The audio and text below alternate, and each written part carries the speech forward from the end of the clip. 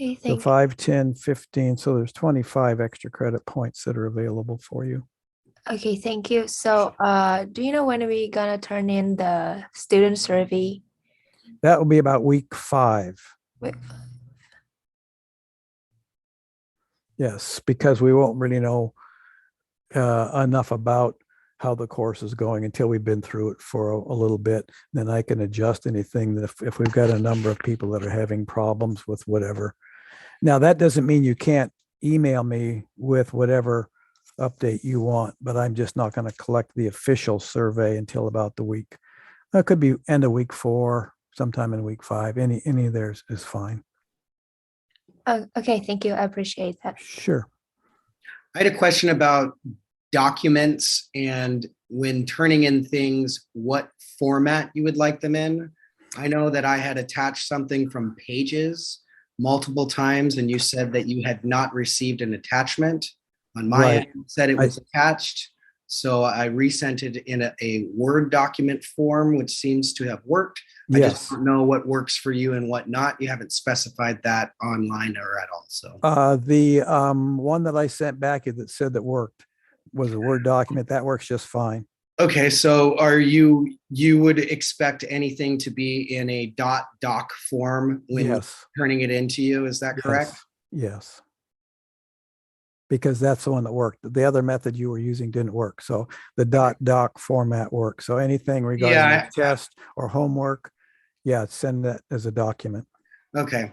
Yeah, I asked you multiple times, but had not received a formatting back. So thank you. Okay, sure.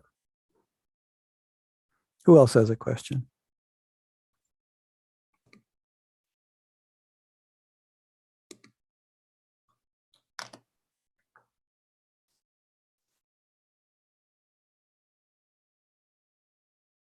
That works fine. As long as I can read it. If I receive something from you that I can't read, I'll be sure and let you know. So I had a question. I know we already visited the P1 113, but for some reason I'm still not really understanding the order of operations on the denominator. On this that- this yeah. problem here. So Okay. can you explain a little more on the denominator? Because I keep Sure. getting 13 and I don't know what I'm doing wrong. Okay. So the numerator, you're okay. You get 1. Is that Yes. correct? And the denominator, are you using this form where you have a bracket and outside the bracket is the square? So I'm confused about the inner workings of it, where Right. the but parentheses. yes. Before I go through that, is this the format you're using? Yes. So you have a left bracket, 3 squared minus parenthesis, -2 parenthesis, bracket, and then square. Yes. All right. Let's just go through that then.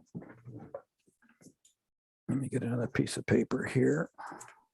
If the 2 is on the inside of the bracket, what would I do first? Would I? Well, we want which problem you want to work? You want the 2 outside the I think bracket I want the 2. I think I want the 2 on the inside. on the inside? Now that's not the problem in the textbook. That's apparently the problem in the online text. Is that what you're Right. using? Correct. Okay. -2 quantity square. Is that the problem we want to solve? Yes. Okay.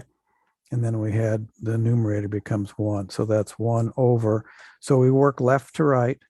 Okay. And so we're inside the bracket. So as we go left to right, the first thing we see is a 3.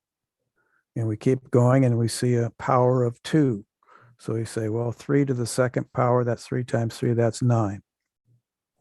Then we go to the next operation, we see a negative. We go to the next operation, we see a parenthesis. Go to the next operation, we see a negative. Then we see a 2. Then we see a parenthesis. Then we see another 2. And this 2 here applies to this parenthesis that it's outside of, doesn't it? Mhm. So we're going to square what's inside the parenthesis. And when we do that, what do we get? It would be -4. +4. Oh, sorry. But yeah. Because this is -2 times -2. Right. Okay. Negative times a negative is a positive. 2 times 2 is 4. So this becomes 9 minus 4 inside the brackets. So 9 minus 4 is what? 5. 5. So we end up with 1 over 5 as the solution when the square is inside the bracket and applies to the parenthesis around the -2. Make sense? I don't know. I first You don't when I know? see the two negatives, like the negative parenthesis -2, I want to make it a positive. A Well, positive 2. let's take the order of operations. Let's just take that part of the problem. Okay. Negative times -2 squared. Separate problem. Forget anything above that. That's our problem right there. Yeah. We know we're going to go left to right, and we're going to do order of operations. So first thing we see is a negative, and we say, what does that negative apply to? Well, it applies to whatever's inside the parenthesis here, doesn't it? Because we have a left paren. So it's going to apply to whatever's inside the next paren. So whatever's inside here is what this negative applies to. So we have to figure out what's inside this paren right here. Well, it's a -2 and it's squared. And we said, well, -2 times -2 is a +4. So inside this parenthesis, I have a +4. Okay. So negative times a positive is a, Clearly, I don't know. well, negative times a positive would be a negative, wouldn't it? If we have a negative and we multiply times, so I guess we should take that as another separate problem then. Negative times a negative equals negative times a positive equals, and I could put those like that. Positive times negative equals, and positive times positive equals. We need to know how those work. So negative times a negative is a positive. Negative times a positive is a negative. Positive times a negative is just the reverse. That's a negative. Positive times a positive is a positive. That makes sense? That part does. It's just for some reason the way it's written above, it's just I can't seem to All right, negative, organize. -2. Yeah. Now this is an order of operations problem. That's what's confusing. We have to do the order of operations. This is a negative times this thing. So this is a multiply. Negative times this is a multiply. But this parenthesis that's squared, that's a power. We have to do powers and roots first, don't we? That was order of operations. We did powers and roots, and we did multiply and divide, and then we did add and subtract. So this is a root, this is a power. So we have a multiply here and a power here. We have to do the power first. Then we do the multiply. So if we do the power first, it's -2 times -2. We said that was a +4. And then we multiply that by a negative, gives us a -4. If we didn't have the 2 here, if it's just negative times a -2, the implied exponent is 1. So it's just negative of a -2. We could write it -2. Negative times a negative is a positive, as we saw here. Make sense? I'm not gonna say yes because it doesn't to me, but we can move on. I'm just gonna have to figure it out. All right, you want to make sure you have this in mind right here. This is what you want to make sure of. Negative times a negative is a positive. Positive times a positive is a positive. And this negative times positive or positive times negative, that's like saying A times B or B times A. And those are equal, whether I take A times B or whether I take B times A, whether I go this way or this way, they're the same. So what I should be doing is just focusing on what's in the parentheses, get that answer, and then do whatever I need to do with it, with the sign that's in front of it. The sign that's in front of it is a multiply. within the parenthesis, if you have a power or a root, if this is to the 1/2 power and this is to the second power, here we're taking a square root. Here we're taking a power of 2 or squared. Okay, And those powers or roots always come first, as this is order of operations. That's what this is. So powers and roots, multiply and divide, add and subtract. So we go in that order. okay. Thank you. Sure. What other questions do we have? It's 3:05, Professor. All right. Any other questions before we start the material today? I have Now, one. okay. Now I'm going to be here also 30 minutes after class as well. So would it be possible to take any follow-on questions as soon as class is over, or even at the break? Mhm. Would that work? Okay. All right, good. All right, so let's go ahead and continue then. So today we're going to do prereq .3 and prereq 4. And again, as we've talked about earlier, hopefully this is review for most of you because you've had this in Math 97 or Math 98 or Math 99. So let's just take a look here. If I do P3 says radicals and rational exponents. We're going to see what those are and how we work with them. And the objectives are to be able to evaluate square roots, to simplify expressions that look like they have a root sign. We're going to use the two rules, a product rule and a quotient rule. We're going to add and subtract square roots besides multiplying and dividing. We're going to take a look at how do we rationalize the denominator, and we're going to find out what that means. We're going to evaluate and perform operations with higher than just a square root, maybe a cube root or a fourth root or a cube or a fourth power. And then the use and understanding of rational exponents and what that means. So that's what we're going to cover in the first hour in prereq .3. And I'm going to go until about 4. Then I'm going to take a break till about 4:10. And then we'll go from 4:10 until about 5:10. And then we'll have approximately 30 minutes after that for anybody that has any questions. That work for everybody? Yes. Okay. All right. So let's evaluate. And if you can't see this, you let me know. I'm going to move this camera a little bit so we can see a little more. There we go. So we want to evaluate the principal square root. Now, when I say evaluate, if I give you the square root of 64, and this is the radical symbol that indicates a square root sign, because I don't have any index value here, the default is what? 2.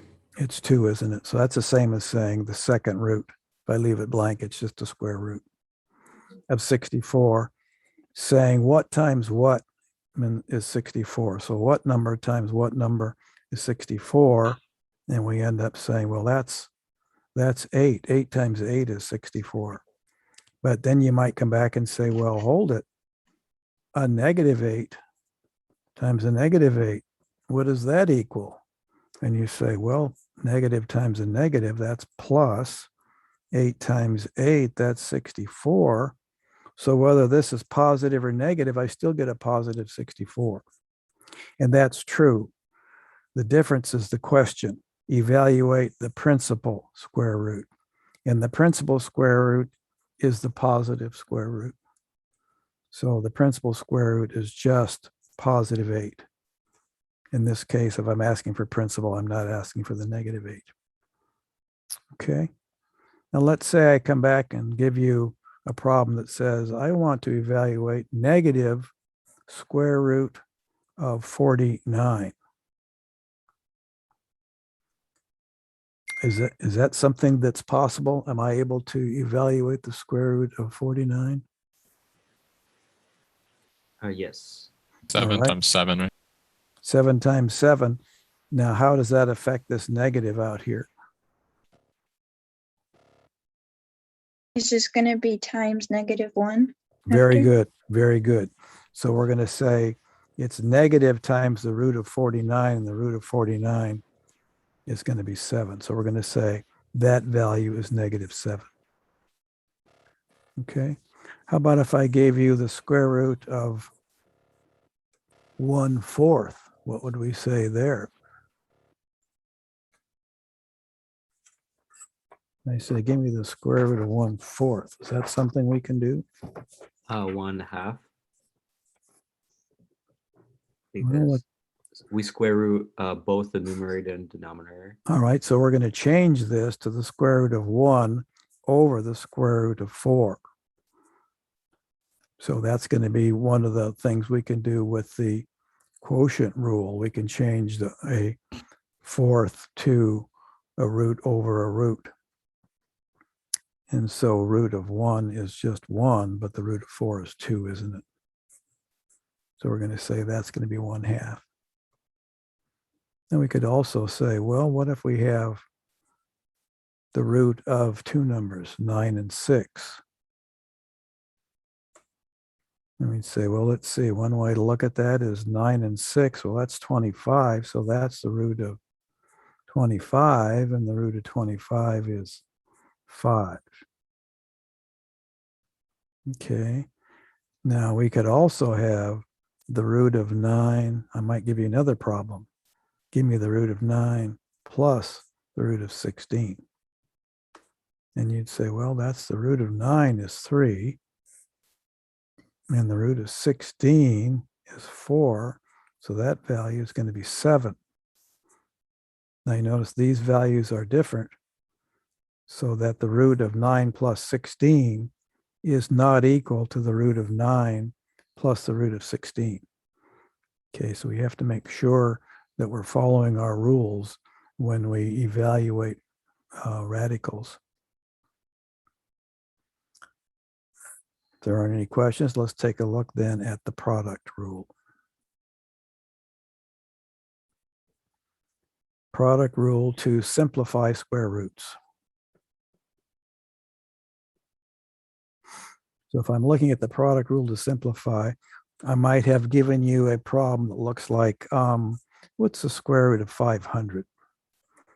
And you say, gee, I don't know if I know what that is. And I'm going to say, well, then how about we factor it? Let's factor 500 into something that we can take the square root of. And we could say, well, let's see, factors would be 1 and 500, 2 and 250, 4, could 4 work? Maybe 4 and 125, and so forth. 5 and 100, and we could end up being 20 and 25. That would work as well, wouldn't it? So now we've got a couple of large values here. We had values here as well. So we could say, well, let's change this. Let's say this is root 25, root 20. Say we use this one. And the root 25 is 5, root 20. And remember, we're trying to simplify. So this isn't going to get any simpler. So we need to see if we can change this into factors that we could take the square root of. 1 and 20, 2 and 10, 3, 4 and 5. Well, square root of 20, that's not going to help us out. That's what we had. Square root of 10, square root of 5, none of those do us any good. But this square root of 4, that does us good. So if we take those factors, we'd say square root of 5 times 2. Square root of 4 is 2. And by convention, I would rewrite that as 2 root 5 And then I've got a 5 out here as well, don't I? That I had to carry over, this 5 here. So now that's 5 times root of 20, which ended up 2 root 5. So 5 times 2 is 10. 10 root 5. And we always want to say, is there any way to simplify? Looks like we can't simplify any further. So we would stop right here and say, that's the answer to the question. Okay, How did go right ahead. how did you get 2 root 5 again? Oh, okay. I got that because I wanted to take the root of 20. And I said, is that as low a form as I can get it? Since that's a larger number, let's factor that number. Well, if I factor it, I could factor into 1 and 20, 2 and 10. 3 won't go into 20 evenly. 4 will go into 25 times. 5 will go in 4 times and so forth. So now we're just repeating. So I say I'll take the square root of each of these factors and see what works. The first one is what we already have, so that doesn't help us out. Root 10, root 2. Well, there aren't any roots there that are whole numbers, are there? Root 5, root 4. Well, there's not any factor here, but I can take the root of 4. What's the root of 4? Well, that's 2. So that says 2 root 5. I bring that root 5 here. Generally, I want to put the multiplier in front of the root sign. One of the reasons I do that is if I said root 5 times 2, sooner or later, you're going to say, does that 2 go under the root sign or not? So if you move this out in here, 2 root 5, you know that that isn't under the root sign. That says the count is 2 and the type is root 5. Okay. Okay. Questions? Any other questions? So once you have 2 root of 5, why do you do 5 times 2? Peel it down a little bit. Because, yes, because I had a 5 outside here already. Oh, my fault. Yeah, I didn't see that. Yeah, this 5 is here and this is here. Okay, my fault. I forgot all about the 5. Yeah, Sorry. yeah, no problem. Other questions?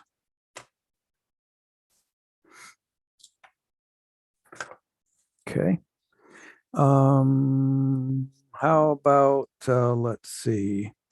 We did the product rule. That one. Let's take a product rule using these two values.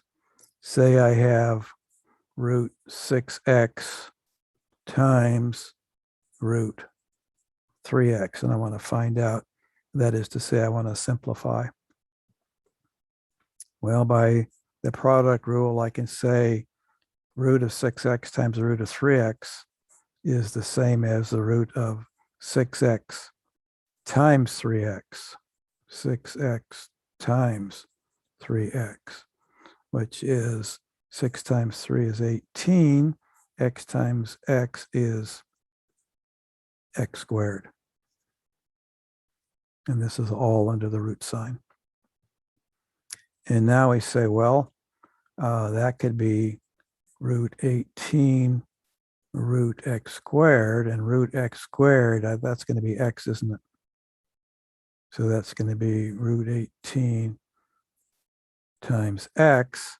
Can I factor 18 into something that I can take the root of? Well, let's see, that could be 9 and 2, so we could make that root 9 root 2. Root of 9 is 3 root 2 times x. So by convention, I'll want to move that x over in front, and I'll say 3x root 2. So I've changed 6x, or root 6x times root 3, and I've gone through these steps, and I've ended up at 3x root 2 as my answer. Okay, so this shows all the work. So if I'm going through and grading this, I look at the key and say, for this problem, what was the answer? Well, it was 3x root 2. Does this student have any work to show it? Well, there's lots of work here. Those are the steps that we went through to get this answer. Okay, what you don't want to do is say, well, let's see, 6x times 3x equals 3x root 2. This might be correct, but it doesn't show how I got there. So always show your work. Okay. And by saying, you know, that problem was so trivial, I could do it in my head, so I just put it here. Well, that's fine, but for a test, be sure you show your instructor how you got that. Because as these problems get increasingly complex, you won't be able to do it in your head. So always show your steps. Okay, so that's the product rule. That is to say, we're multiplying. Let's take a look at the quotient rule. That's division. So for the quotient rule, and what are we using this for? We're using it to simplify. Again, and we're simplifying, in this case, square roots. So if I use the quotient rule and I want to simplify 100 over 9, I might say, well, I can separate this out into the square root of 100 over the square root of 9. Square root of 100, we say that's 10. 10 times 10 is 100. Square root of 9, that's 3. 3 times 3 is 9. So it looks like I can say, in this case, the square root of 100 over 9 is the square root of 100 over 9, or 10 over 3. Okay, so I didn't do my division here. I separated out using the quotient rule. It makes sense to everybody? Questions on that at all? Okay, let's just take another. Say I have the roots already separated out, maybe 48x cubed divided by 6x. So now I've got a square root over a square root. And I'm looking at this and saying, well, I don't know if I can take the square root of this stuff. Is there an easier approach to allow me to simplify? And you say, well, what if I put them under one large square root sign using the quotient rule and say that's the same as 48x cubed divided by 6x. Now, if I look at that, I can say, well, my constants are 48 and 6. So 48 divided by 6, that's 8. Now I have x cubed over x cubed over x. Can that be simplified? What is that value? Anybody? Becomes x squared. And how did we get that? Subtract 1 to x from the x3. Yeah, you're subtracting your exponents. You put a 1, the bottom x to the first power, and you're subtracting it from the power on the upper value. Okay, so the value in the denominator, Correct. since we have a common base of x, we subtract the denominator from the numerator because the numerator is larger. So we say that's the same as x to the 3 minus 1, or x to the 2. Using exponents, we can use that rule. We can also get to the answer by saying x cubed really looks like x times x times x, doesn't it? And we're going to divide that by x. So we have an x in the denominator. We can cancel out one of the x's in the numerator, and we're left with x times x, or x squared. And these are the same, aren't they? All right. Questions at all? Wait, so what's the final answer? Since you have like 8 and x squared, we put that all together. All What's the right. final product? All right. Very good. So let's keep going.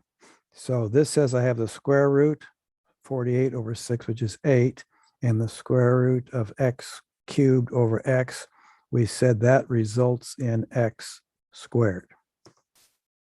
So now the question is, are we able to simplify this, and are we able to then take the square root of a simplified version? And we could say, well, that's equal to the square root of 8 times the square root of x squared. And what's the square root of x squared? X. X. X. And then we want to take the square root of 8.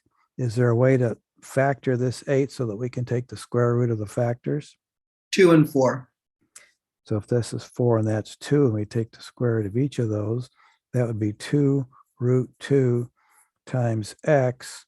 And again, let's put that x ahead of the root 2. So we'd say 2x root 2. Okay. Questions on that at all? How are we doing? So far, so good? Okay, so we've gone through a product rule. We've gone through a quotient rule. Let's try some addition and subtraction of like radicals.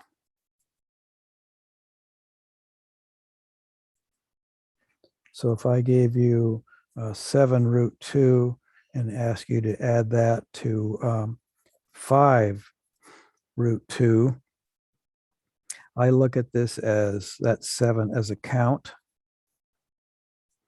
and this root 2 is a type. That says I have 7 of the type root 2, or 7 apples, or 7 whatevers. Here I have 5 of those same types. So since these types are the same, I could actually factor those out, couldn't I? And I could say that's the same as 7 plus 5 root 2. 7 and 5 is 12 root 2. Okay, make sense? 7 root 2s and 5 root 2s, 12 root 2s. How about if I do a subtraction? What if I have root 5x minus 7 root 5x? Now what do I get? 1 minus the 7 because the roots are the same. Okay, very good. So we have 1 minus the 7. The roots are the same. 1 minus 7 gives me -6 -6 times square root 5x. root 5x. So again, count and type, and it looks like then we could be right here. Okay, questions on that at all? Okay, let's see if we can combine some radicals. I'm going to call this page 2, and let's say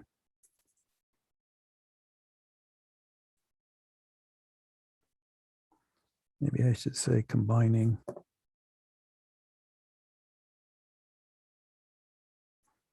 radicals. And let's see if we can simplify. Just combine, which would simplify. So if I had 7 root 3 plus root 12, and we say, well, here's a count, and here's a type, and a count of 1 and a type, and we say these types are different. So I can't say this is 8 root 3 or 12 because it's one or the other. So we're going to see if we can somehow get a common factor. Since 3 is the lower one here, let's see if we can factor this 12 into something that contains a 3. We could say, well, 3 times 4 is a 12. So if I took square root of 3 times the square root of 4, that'd give me a square root of 12. So I could change this to 7 root 3 plus root 4 root 3. And this root 4 we can evaluate, can't we? That becomes a 2. So we have 7 root 3 plus 2 root 3. Count of 7, count of 2, that's a 9 root 3, isn't it? So we were able to combine different values under the radical by factoring what was under the radical, finding a common radical here, root 3, and then combining the root 3s. Make sense to everybody? Doing okay? Let's try another one. 4 root 50x minus 6 root 32x. Because these are not the same, let's see if we can factor them and get something that might be the same. Well, let's see here. 4 times, well, let me not worry about that 4 right now. This 50 could be 1 and 50, could be 2 and 25. Well, that's a possibility, isn't it? And this, we have to bring down the x here. I'll put this x under this root. So now I get 4 root 25, and I'll multiply that times root 2x. That, now, make sure when I'm doing this that you don't see any errors. If you see an error, stop me. Say, hold it, you didn't factor correctly or whatever. And then over here we have a 6. And this 32, well, that could be a 2 times 16, 3, 4 times 8. And I'll bring this x down here. And let's see, we're looking for a square root. Well, let's see, we could take the square root of 16, couldn't we? We could use that as a square root. So we could say minus 6 root 16 root 2x. So 4 times, let's see, root of 25 is 5. So we get 4 times 5 root 2x minus 6 times root of 16, we're saying is 4 times root 2x. Well, this is good. We've got a count and a type. So here we have 20 root 2x minus 24 root 2x. 20 minus 24 is going to be negative 4, and the type is root 2x, isn't it? So we ended up reducing 4 root 50x minus 6 root 32x. And we went through this work and brought that down to being the same as negative 4 root 2x. Questions on that? Anybody? So like we bring down the, oh wait, someone speak for me. I'm sorry. Anyway. What was it? What was the I was question? gonna ask, like, when we bring on the x, how do you know put down like 2? Like, could you do it in, like, for example, 16 or something? Would that not work? Well, That makes sense. you're looking at this thing right here. So let's say root 32x, and I factor that, and I say, well, that could be 2 and 16. All right, so it's the root of 16 times 2 times x, right? 32 times x. 32 becomes 16 and 2 root x, correct? Yeah, you're correct. So you agree with this? I agree with that right now. Okay, so we can change that to root 16 root 2 root x, like that. Got it, yeah. Root of 16 is 4. Root 2 root x. 4. Now, can we change this with the product rule to be 2x? Yeah. Oh, okay. Yeah, you're right. Yeah, you're right. Okay. And then we have to take in consideration whatever the sign is. It was a negative up here. So our sign, to be accurate, we have to say our sign is negative. All right, Okay. thank you. Sure. All right. Any other questions? It's good to stop me as we go through these. So make sure we get all of our questions answered. Don't want to rush through this. So wait, could you please move the paper down a little bit? Thank you. So when it comes to, like, for instance, in the line where it says 4 times 5, 2x. This one, this Yeah, line that here? one. Yeah. So basically what you're saying is that whenever, yes. And so basically what you're saying is for the square roots, so you basically just like, it just like, it kind of just acts as one. And so you don't, I'm just trying to make sure I understand that when it comes to those, you just like, yeah, I hope you understand what I'm saying. Sorry. Well, let's say we had 4 root 25 root 2x. Take that as a separate problem. And we said, well, this is 4 root 25 is 5 root 2x, 20 root 2x. Now, if we're looking at this, the product rule says that the root of 2 times the root of x, it says we can put both of these values under one common root. That's what the product rule tells us. So we can say this is the same as root 2x. Okay, does that clear up your question, or do you still have a question on something we did here? No, I think that clears it up. Thank you. Okay. What other questions are there?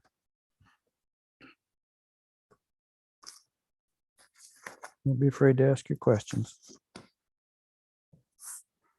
All right, let's see. Let's talk about rationalizing a denominator. Let's say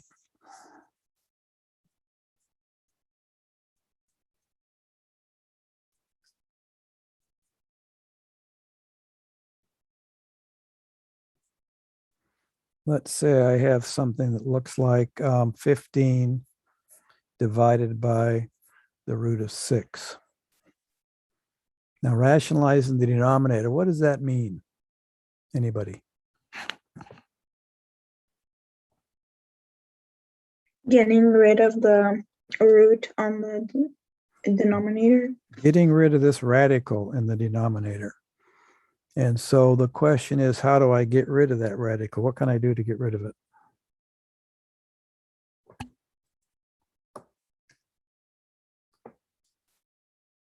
Is there a method I can use to get rid of this radical? Factoring. Factoring, all right. Go ahead, tell me what to do. Try 3 and 2. All right, so we want to change this to 3 and 2.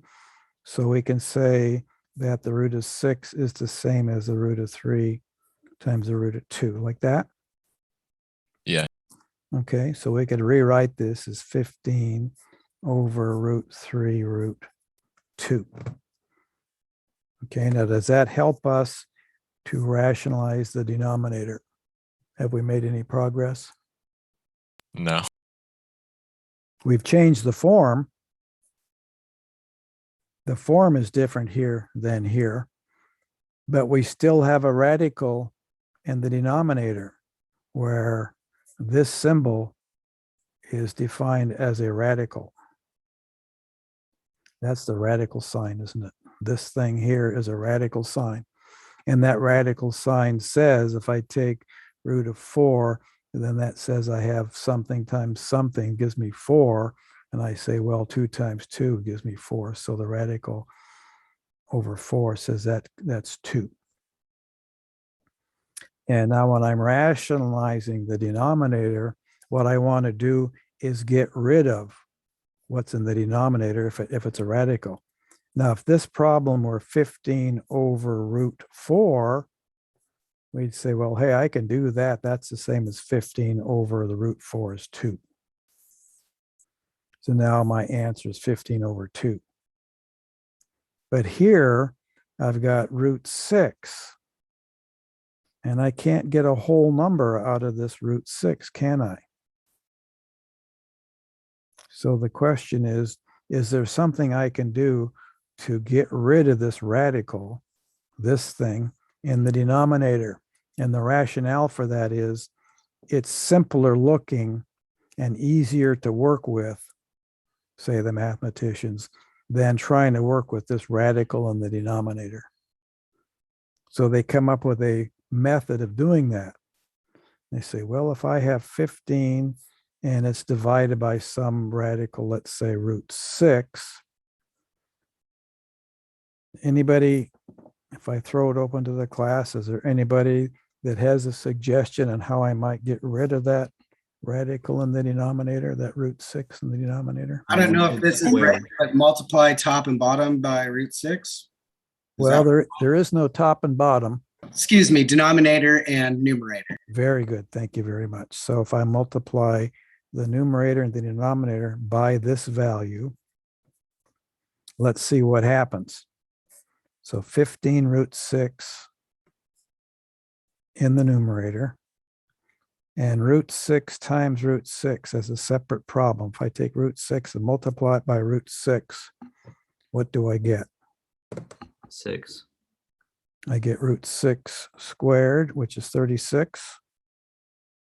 It's just 6. Like square root multiplied by square root gives the number inside of it.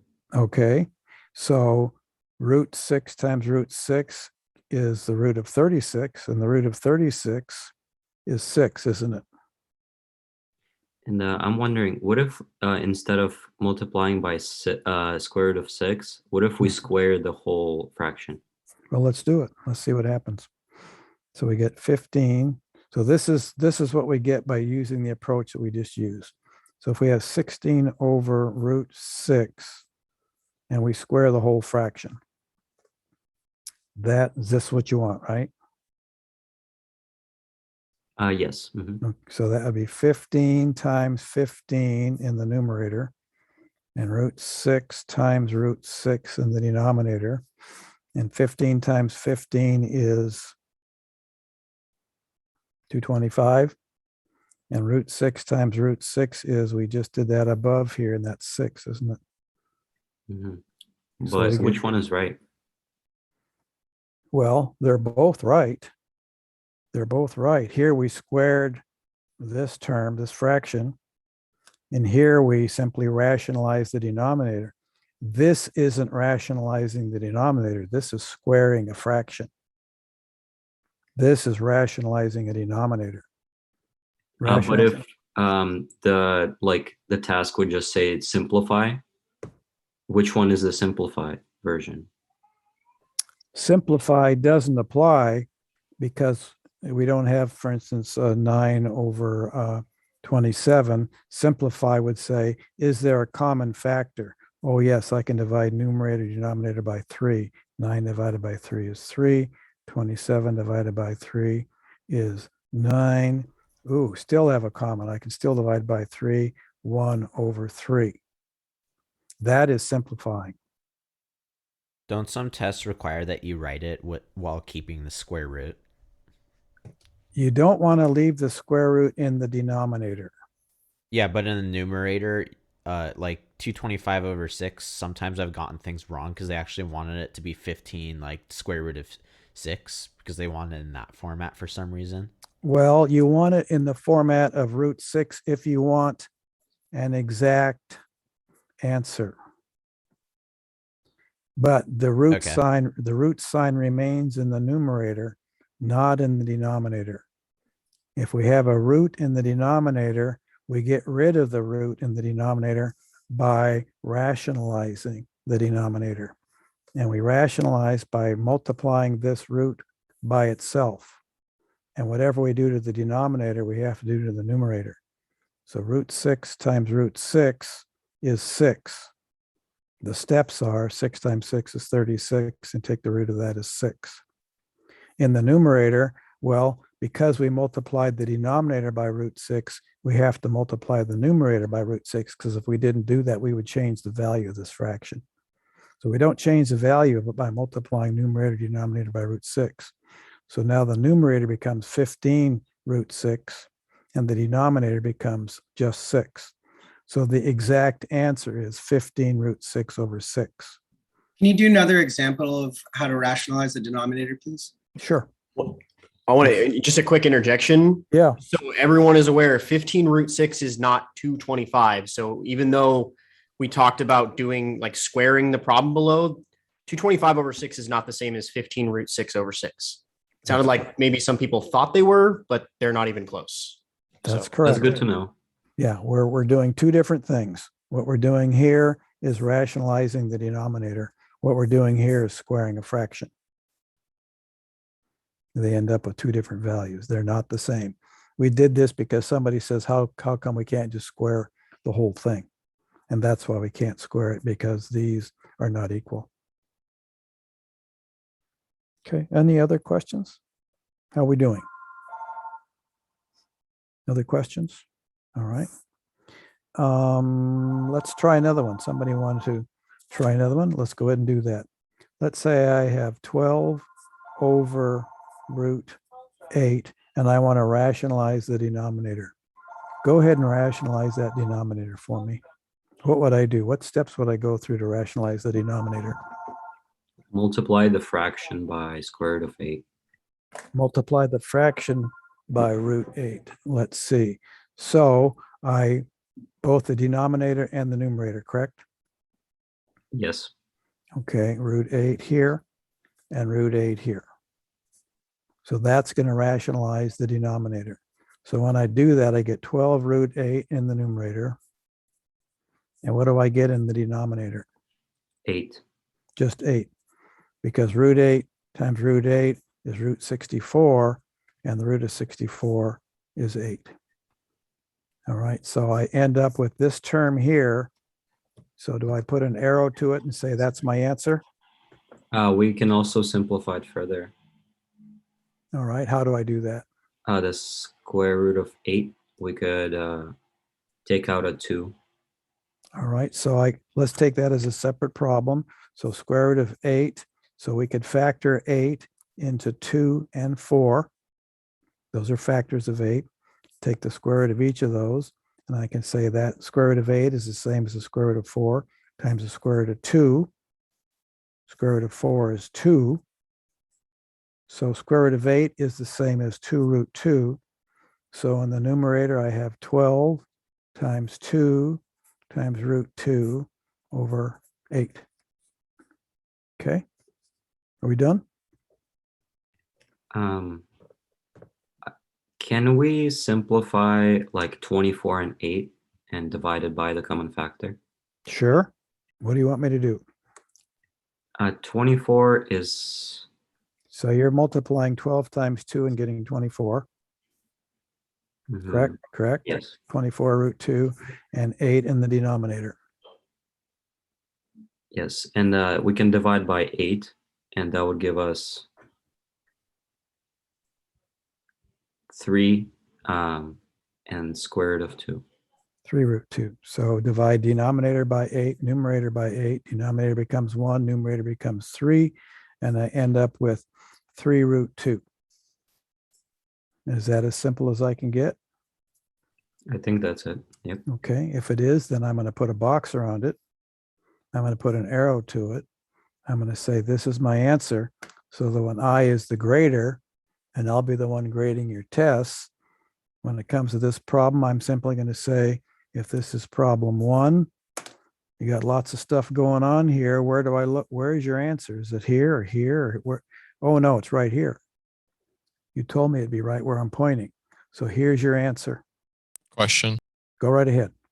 If we left it as 12 times the square root of 8 over 8, would we get full points or no? Back here, Yeah, This that one. that one. Is it simplified? Not fully. It's not simplified, is it? So you're not going to get full points for an answer that's not simplified. We can simplify these constants and we can simplify that radical. I have a question. Yes. So, in the point, like right before the answer, when it was 24 times the square root of 2 over 8. Yes, right So here. when you divide it by 8, you don't have to divide like the square root 2 by 8, right? You just have to you just divide the constants by 8. Well, let's separate it out. Two problems. The numerator is 24 root 2. And the denominator is 8. So I'm going to divide the denominator by 8, and I get 8 over 8, and that's what? 1. 1. Okay. So if I say 8 over 8 is 1, I'll say that's 1. That's the denominator. And now the numerator I'm going to divide by 8. Now the numerator is 24 root 2, and I'm going to divide that by 8.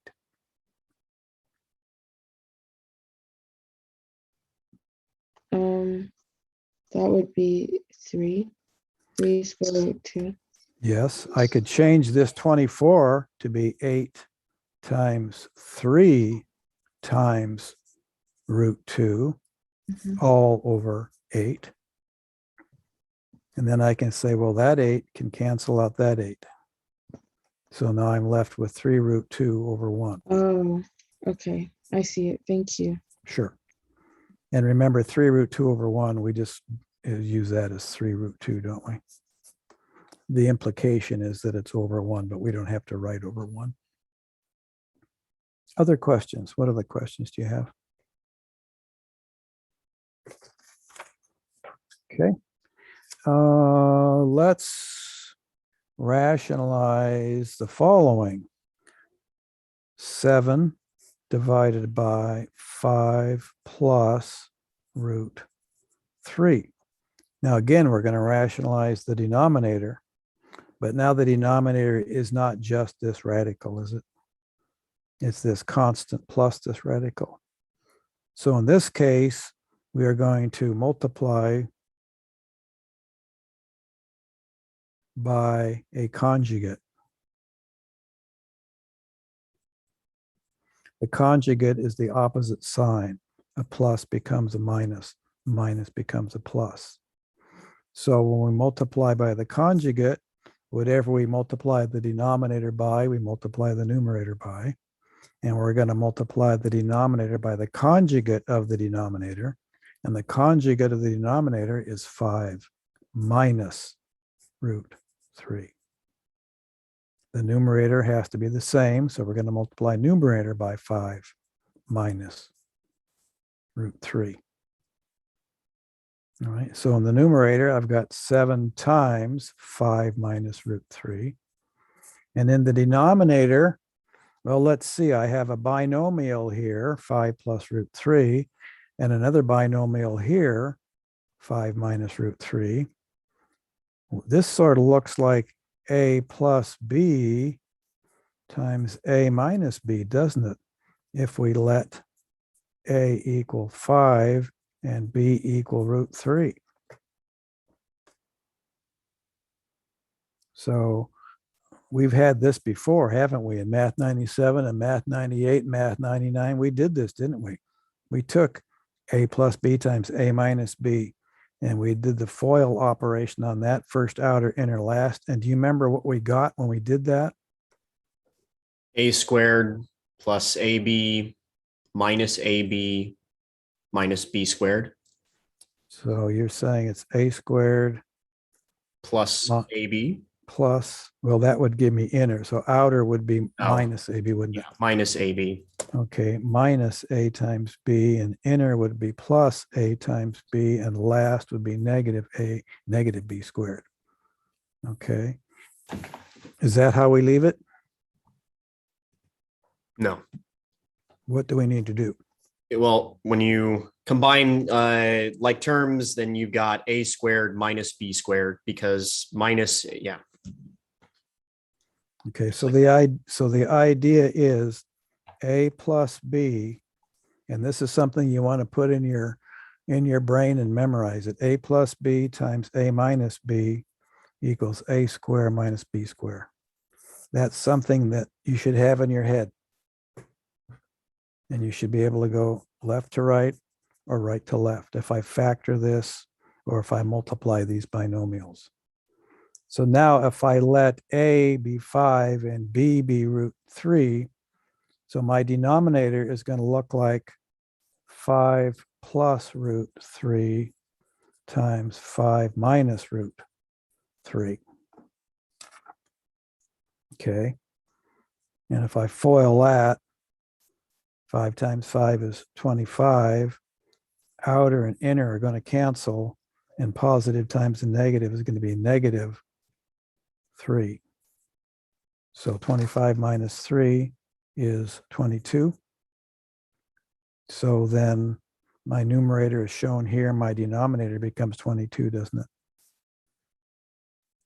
And so then my answer becomes, I can either leave this, I guess, as a multiplier, or I can say 35 minus 7 root 3 over 22. Okay. Could you like slide the period bit down so I see your work for the FOIL part?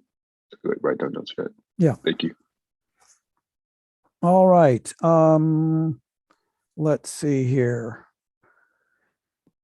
Let's take a look at some definitions here. If I say 64 to the 1/2 power, are we able to make that calculation? Do we know what that means? No, could you explain, please? Yes, I will. So what I want to show you then in general is that if I have some number a to the, let's say m over n, that equals the nth root of a to the m power. Okay, so this is the root, and this is the power. All right, so this is what we want to make sure we understand, how this exponent looks in a radical. So if I say 64 to the 1/2 power, that's really saying, what's the square root of 64 raised to the first power? That's what that says. And you'd say, well, you know, you got a lot of extra stuff in here. I don't need this 1 and this 2. It's implied that it's root 64, which is true, but that's how we get this. So root of 64 is 8.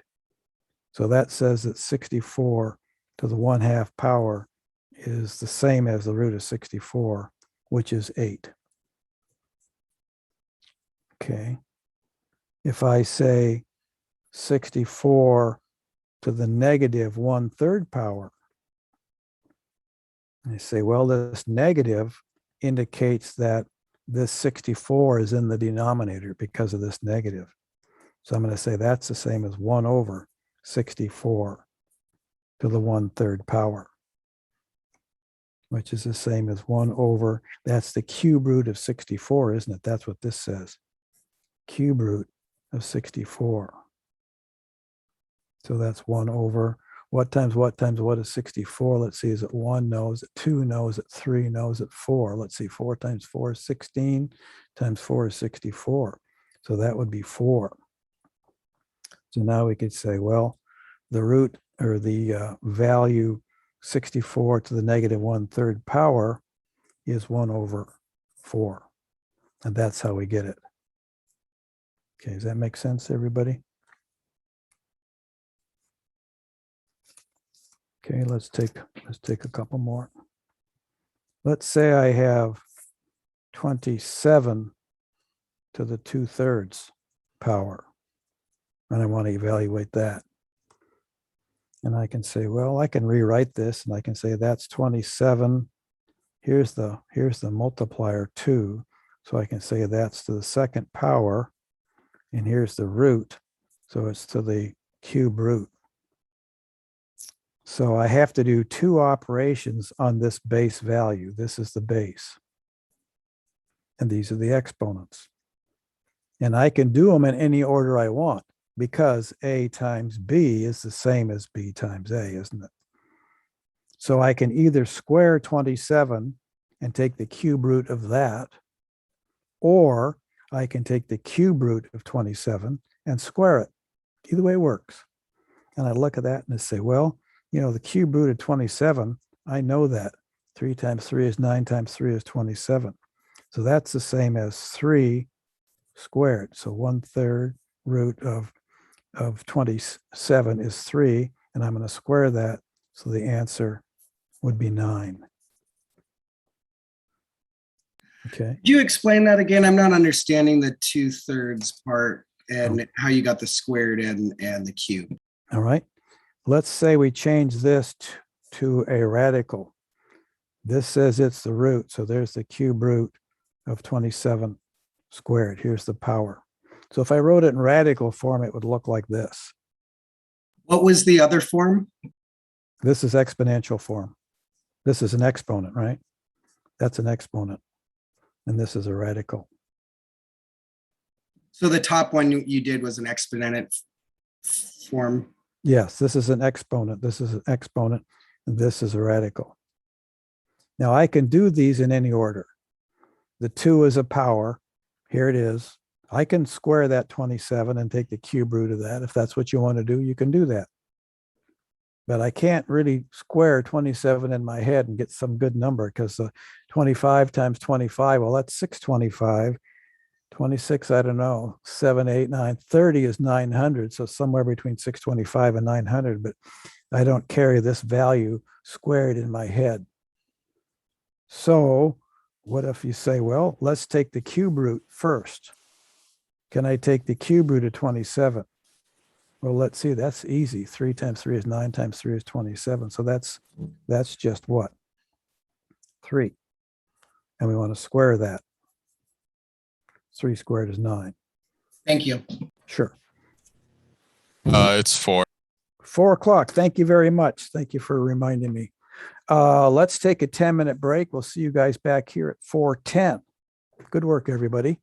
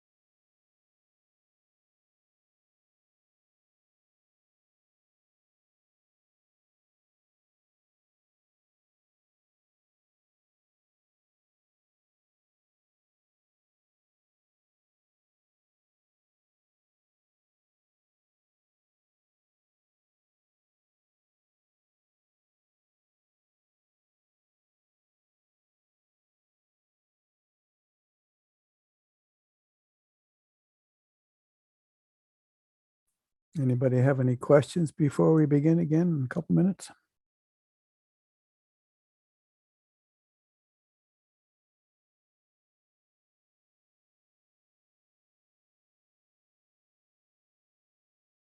I have a question. It's can we do just like one exercise from the homework, like 69? Number 69, that the solution will be in the book, isn't it? The solution is, yeah, I just wanted to see the process. All right, what page are we looking at? I can just tell you it's a quick one. It's x to the fourth power. And then you take the, not the square root, but the cube root of that. And that's that. Okay, so we call this the root, this the power, as we talked about earlier. Is that right? Yes, and the base. And the base, okay. So what do you want to do? Rewrite this in exponential form? What's the problem asking for? Second. What page are you on? Let me find the problem. This is page here.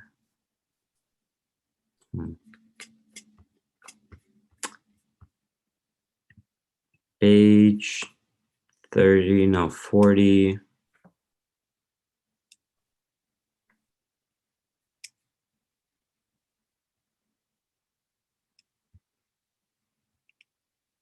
The page numbers for online and in the book are going to be different, Professor. So I don't know if that makes a difference for you. It's page 45. Page 45 in the textbook. And the problem number is what again? 69. 69. Okay, simplify the radical expression, if possible, it says. Okay, so it's saying, I guess, let's take the cube root of this thing, and this thing can be written as x to the 3 times x to the 1, can't it? Mm-hmm. Common base, add the exponents, x to the 4. So now we have cube root x cubed times cube root x. And what's the cube root of x cubed? It's x. X. That's x, isn't it? So now we have x times the cube root of x. And that's what the book is looking for. Mm-hmm. Okay, can we do here? I'll ask you the one that's not on the homework. Let's do this. You'll do that. Let's do that after class. Okay, And then we'll let everybody else look at the next section. And then for anybody that has questions, we'll cover that after our next hour. So that'll be at 5:10. So let's go ahead and take a look at what not 5:10, but what P.4 is all about. So let's see, P.4 looks like this, and P.4 is going to be talking about polynomials. So for the next hour, we're talking about polynomials. We want to cover these topics here. We want to understand the vocabulary, because the particular vocabulary we're using with polynomials. We want to be able to add and subtract and multiply polynomials. We might want to be able to divide them too, actually. Use FOIL and polynomial multiplication, first, outer, inner, last. Special products, perform operations with polynomials that have several variables. So that's what we're going to be talking about in P.4. So let me get some paper out here, and let's see if we can go through some examples. If I give you, for instance, the polynomial negative 9x cubed, and I add to that 7x squared, and I subtract 5x, and I add 3. Now that polynomial, I've done you a real favor because I put it in descending order of exponents, haven't I? There's a 1, And I can think of this as x to the 0, can't I? Because x to the 0 would be what? 1. 1. Very good. So we have x to the 3. We have -9 of those, 7x to the 2, -5x to the 1, and 3x to the 0. And they're in order. Now, I mention that because if you're combining polynomials, which is what we're going to be doing, we want to arrange them in descending order. Arrange in descending order. Okay, so before we do anything with this, any manipulation at all, we want to make sure that they're descending. Otherwise, it's going to be rather confusing. We don't want to do that. The next thing we want to do is look at like terms. So I'm going to say match like terms. And by that, I mean, again, this is a count. And this is a type. The type is x cubed. Count is 7. The type is x squared. These are different types, so they can't be combined, can they? We can't combine an x cubed and x squared and get some x value. They're two separate kinds of things. Here we have -5x to the 1 and so forth. So we want to arrange them in descending order. That'll reduce the confusion. And we want to match like terms.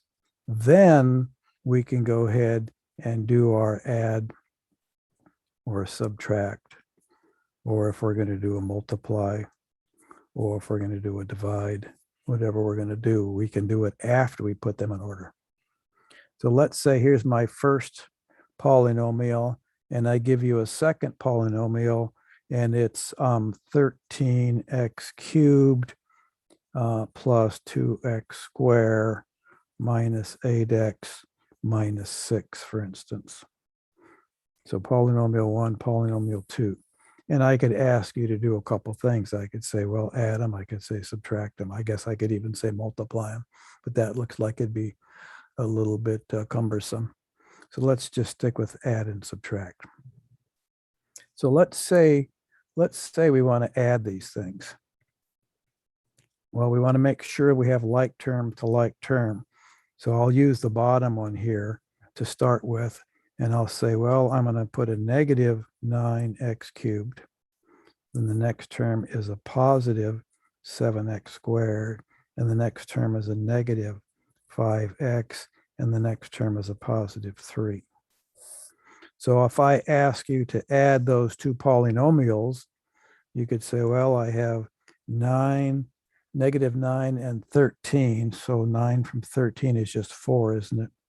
And that's 4 positive. So I could say that's 4 of the type x cubed. I have 4 of those. And I have 7 and 2 is 9 of the x squareds. 8 and 5 is, and they're negative, so it's -13 of the x's. And I have 6 is larger, so, and that's negative, so it's going to be 3 from -6 is going to be a -3. So then when I add those two polynomials, I get this answer. Okay, questions on that? I lined up the like terms. That's what you want to make sure you do, is line up the same exponents, which are the like terms. Now, I could have subtracted, couldn't I? Now, if I would have subtracted, what would have been different? Well, let's see. If I say the numerator is not the numerator, but the first value is 13x cubed plus 2x squared minus 8x minus 6. And if I said subtract this second value, this says I'm going to subtract this value. Well, the way I would do it is I would distribute this negative throughout the polynomial. So negative times a negative times a negative is a positive. So this first term becomes 9x cubed. The second term becomes a -7x squared. The third term becomes a positive 5x, and the last term becomes a negative 3. Okay, here are my like terms. Now I can just combine them. I can just add them. 9 and 3, that's 12. So that's 22 of the x cubes. 7 is larger, so it's negative 5 of the x squareds. 8 is larger, so it's negative 3 of the x's. And these are both negative, so it's negative 6 and 3 is 9. Okay, so if I add these two polynomials, I get this value. And if I subtract the second one from the first one, I get this value. Unless I've made some sort of arithmetic error. Okay, questions?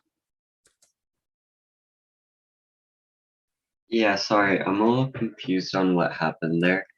All right, where do we want to go back to? Like for the second part where it ended up, why did you just change negative 9x into positive 9x? I multiplied through by a negative because I'm subtracting. So I'm subtracting. This is a negative. I'm subtracting, right? So what I did is I distributed this negative throughout the polynomial. So then I could turn it in from a subtraction problem to an addition problem. Instead of subtracting negative 9x cubed from 13x cubed, means I'm really adding 9x cubed and 9x cubed. I just did the multiply by -1 first by distributing this. So that gave me a positive 9. And then I just have to combine by adding. So this now just becomes an addition problem rather than a subtraction of a negative value, which is not as straightforward. So do we do this every time? That's why I do it. I think it's easier. Okay. So that's if the first number is negative? Well, I'm not saying you must do it this way. You can do it any way you want. If you have 13 and I want to subtract a -9, you can do that any way you want. Okay. So, okay, I get it now. I mean, think of it as here's my real number line. Here's 0, here's positive infinity, negative infinity. 13 is out here somewhere.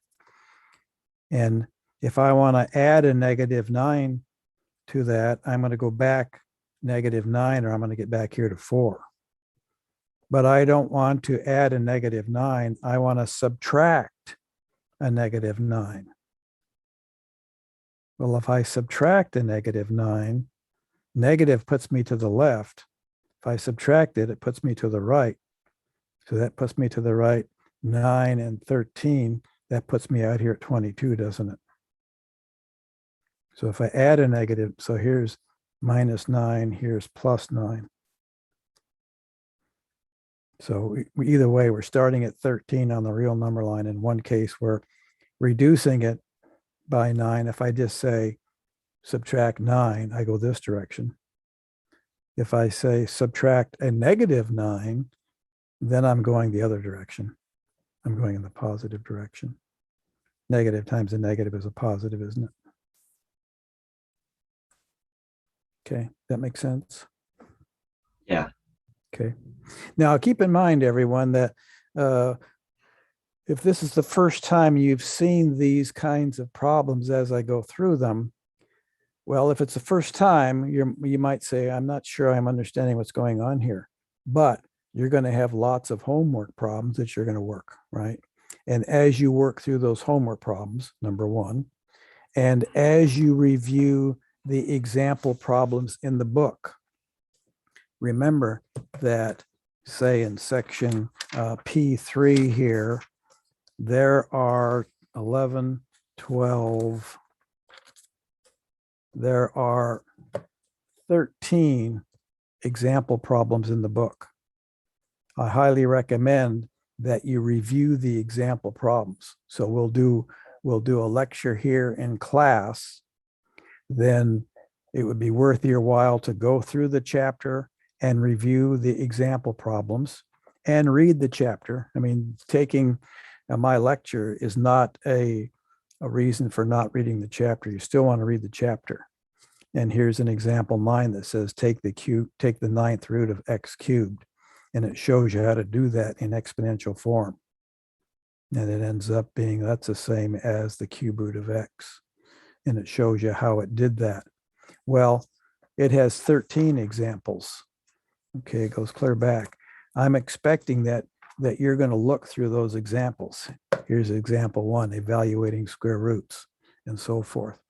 So as you go through those, I would expect you to say, okay, I see what's going on here. In fact, you know what?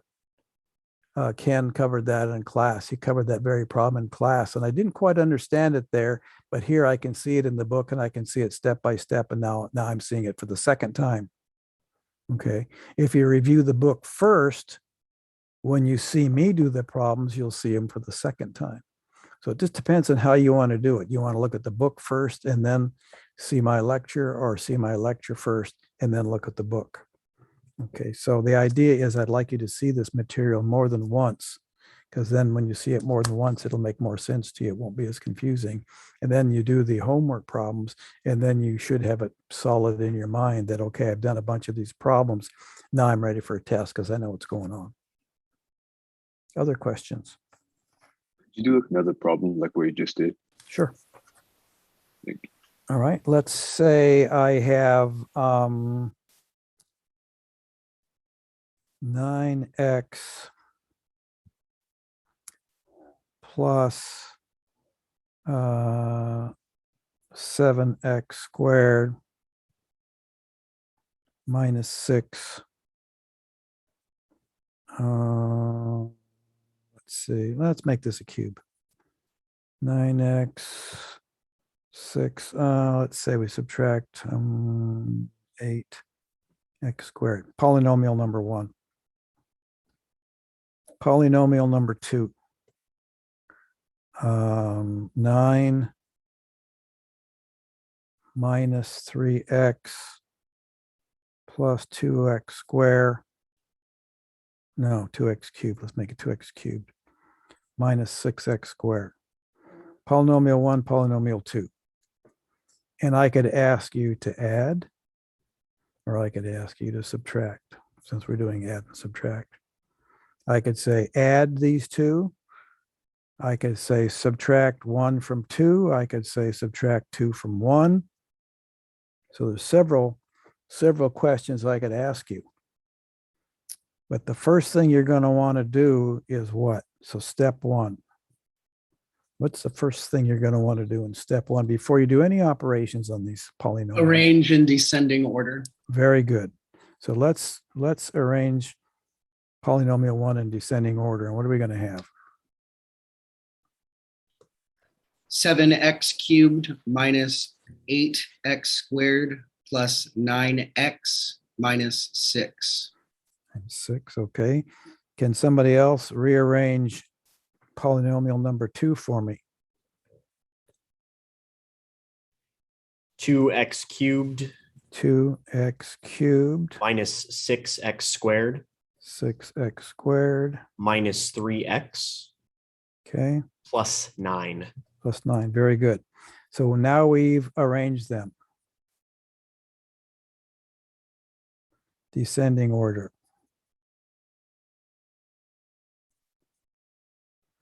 Of exponents. Of exponents. All right, so now we've got them lined up. Here they are. Now I could ask you to add them. So if we add them to get equation 3, we're going to add the x cubes, and we're going to get 7 and 2 is 9 of the x cubes. And the x squareds, we're going to get they're both negative, so negative 14 of the x squareds. And of the x's, we're going to get 9 minus 3, so we're going to get plus 6 of the x's and plus 3. Did I do my arithmetic properly? So if I add, okay, so if I add, I get this. And I can add in any order. I can add 1 to 2 or 2 to 1. I'm still going to get this, aren't I? All right, let's subtract 2 from 1. All right, so if we're going to subtract this one, what step would you recommend that we do? Is there anything we could do to fix this up so we could subtract it, or how would you like to subtract? Distribute the negative. That's what I would recommend. I do that. So if I subtract, I'm going to say, well, I'm going to subtract, that's a negative. So I'm going to change this positive to a negative. And for my use, I circle it so I know what I've changed it to.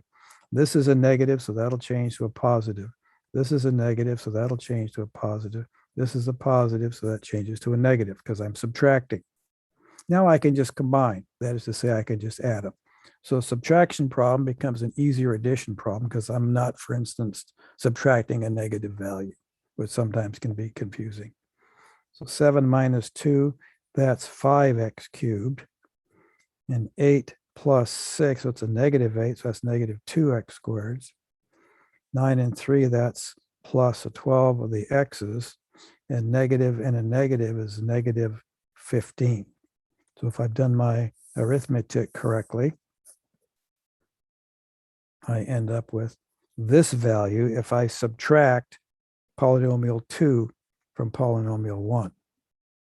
Now, I could have given you the problem, subtract polynomial 1 from 2, couldn't I? I could have done that as well. I won't necessarily go through that right here, but you should be able to do that. You should be able to subtract either one. Okay, let's try a multiply. So here we did adds and subtracts. Adds and subtracts. Let's try a multiply. So let's say I give you a binomial such as 2x plus 3, and I want to multiply that by a trinomial. So let's say, and I put them in a descending order for you to make it easier, but you'd want to rearrange if required. X squared plus 4x plus 5. Okay, so we're going to multiply this binomial times this trinomial. And there are a couple of ways we can set that up. One, we can just take this first value, 2x, and distribute it through the trinomial. Let's go ahead and do that. So 2x times x squared, well, that's going to give me what? 2x cubed. 2x to the 3. And then 2x times 4x gives me new volunteer. 8x squared and 2x times 5. 10x. 2 times 5 is 10 and x. Okay, now let's distribute the 3. 3 times x squared is what? 3x squared. 3x squared, and we want to line it up under the squared. So we'll put 3x squared right here. Then distribute the 3 to the 4x, and we get 12x. And that's a positive 12x. And then a 3 times a 5 gives us positive 15. And we already have the values that are similar lined up, don't we? So now we just have to add vertically 2x cubed plus 11x squared plus 22x plus 15. And if we've done our arithmetic properly, after we've done our multiply, did the multiply, line up the terms, and then we end up 2x cubed plus 11x squared plus 22x plus 15. And that's our answer. Questions on what we did there? No questions, but there's a question on the homework, and I'm working on the same method, but for some reason it doesn't work out. All right, let's take a look at that after class. Okay. Any other questions on this?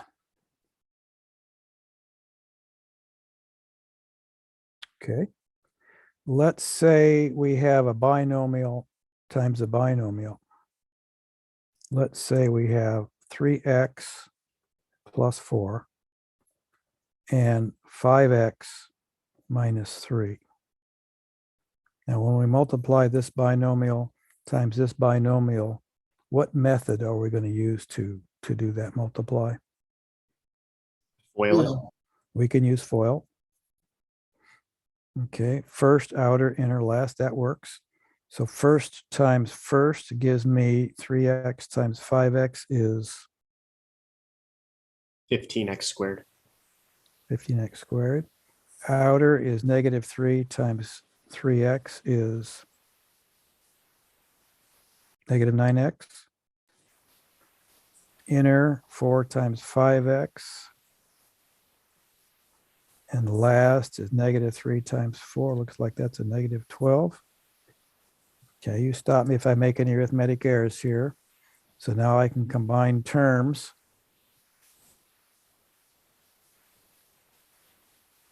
$15x squared. I would ask you after you've made your contribution, which I appreciate, then if you would turn off your mic, we wouldn't hear background noise. Thank you very much. And now we combine negative 9x, positive 20x. So 9 from 20, that looks like that'd be 11 and positive, minus 12. Looks like we get 15x squared plus 11x minus 12. Is that what you guys get? Everybody agree? So we've done a binomial times a trinomial, done a binomial times a binomial. We distributed that. Let's say we do this. Let's see, what do I have here? I got a different piece of paper out here.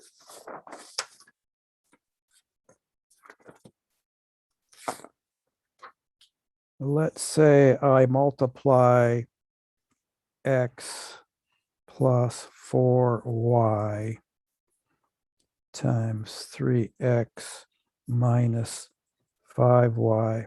And let's say I do it as I did before by distribution. Say I multiply this x and just distribute it through the 3x minus 5. So x times 3x squared, x times negative 5y, negative 5xy. Then I distribute the 4y times 3x. So that's going to give positive 12xy. And then 4y times negative 5y. I'm going to get a negative 20y squared. And then I combine like terms. 3x squared. 5 from 12 is 7xy. Wait, shouldn't it be 20. like a negative 12 and a positive 20 since it's the 4 is a negative? Well, let's see. Did I make an error? No, this is a positive here, right? This is a positive. Oh, okay. It looked like a negative. Yeah, that's a positive value there. Okay.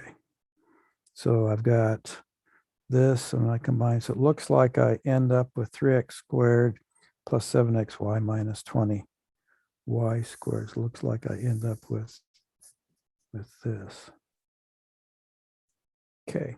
Questions on that at all? That's also for binomial times binomial, right? This is a binomial times a binomial. It's just that I tried not to use a particular FOIL method. I just said, what if we just distribute? Okay, so you can just choose between either FOIL or distribution. Sure. All right, sounds good. Thanks. We should get the same value either way. If we did FOIL, we do first times first, which is 3x squared. And then outer, which is negative 5xy. And then inner, positive 12xy. And last, negative 20y squared. Now it turns out that looks the same, doesn't it? So whether we took the first one all the way through or did the FOIL method, in this case, it came out the same, didn't it? Okay, now we would expect to get the same answer, right? Regardless of the method, we expect that the solution is going to be the same. Okay, how about we take, what if I gave you the problem and I'll ask you guys to do this one, 5x plus 3y. And I want to square that, and my clock says 4:38. Let's see how long it takes us to work that problem.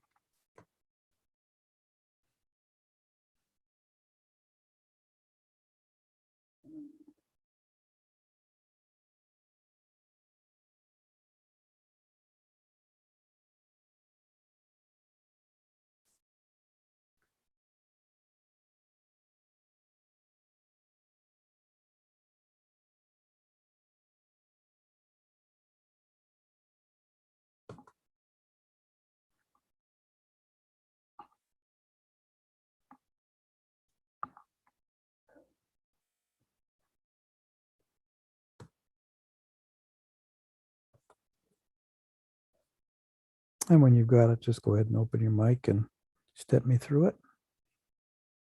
Anytime I'm asking for solutions, what I'm also asking for is, how did you reach your solutions? So what did you do? What were your steps? So start by taking the square and turning it into 5x plus 3y in parentheses times 5x plus 3y. Okay. All right. I So just- we rewrote this squared into this value times this value. Okay, very good. And then I just did the FOIL method, but because it's binomial times binomial, it's the same as distributing. So 5x times 5x is 25x squared. Okay. 5x times positive 3y is 15xy. Okay. And then 3y times 5x is also positive 15xy. And then 3y times 3y is 9y squared. Okay, good. And then the next step, I just combined the like terms. So Good. our final answer should be 25x squared Okay. plus 30xy plus 9y squared. Very good. Anybody else get anything different or have any errors here, or is this it? Can anybody? Right. Looks right. Anybody confirm? Anybody else confirm? It's right. All right. Very good. Looks right. All right. Very good. Very good. All right. Let's take another one. This one might look a little different. We'll see if we can solve it anyway. Let's say I have 7x plus 5 plus 4y, for instance, trinomial times, let's say 7x plus 5 minus 4y. So we have a trinomial times a trinomial. And one way we can do this is distribution, just like we've done before. 7x distributed through this, 5 distributed through this, 4y distributed through this, combine the like terms and get our value. That works. And that's a possibility. You can use that if you wish. Another way to look at that is to say, well, you know what? This and this binomial happen to be the same in both of these trinomials. So for instance, I could let A equal 7x plus 5 if I wanted to. And I could let B equal 4y. And I could call this A plus B times A minus B.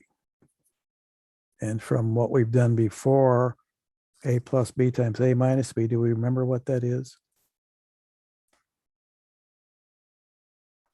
A squared minus B squared. Yes. So given that that's the case, we might be able to solve it even more quickly looking at that, letting these values be this. Okay. Or we could simply say, you know, this looks like, well, I could say if this is A squared minus B squared, and if A is this, I could just say 7x plus 5 squared minus 4y squared. So can I just put a box around this and say we're done?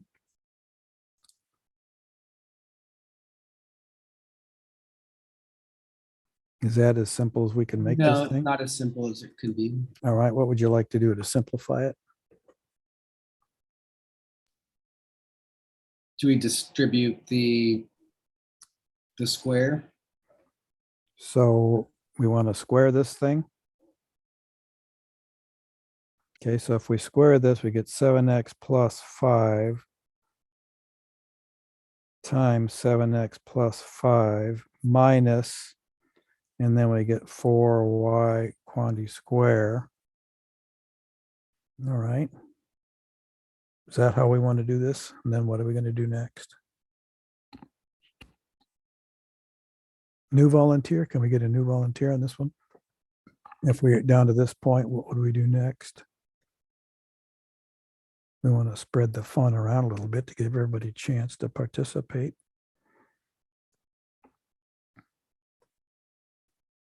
Can I solve this using the FOIL method? If I do, what do I get?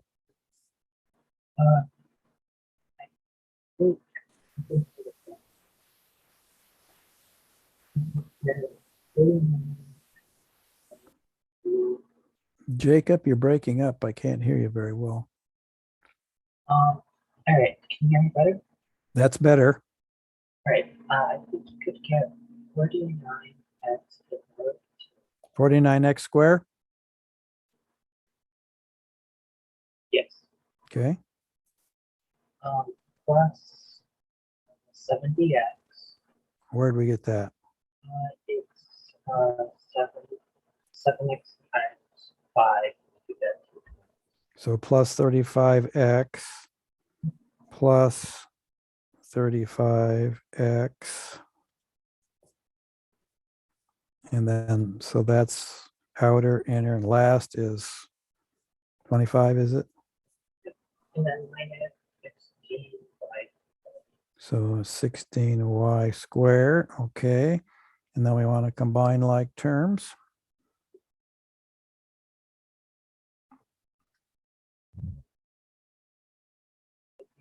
Combine the 30. You're kind of breaking up on me, Jacob. Can we get a different volunteer that maybe has a little more clear mic?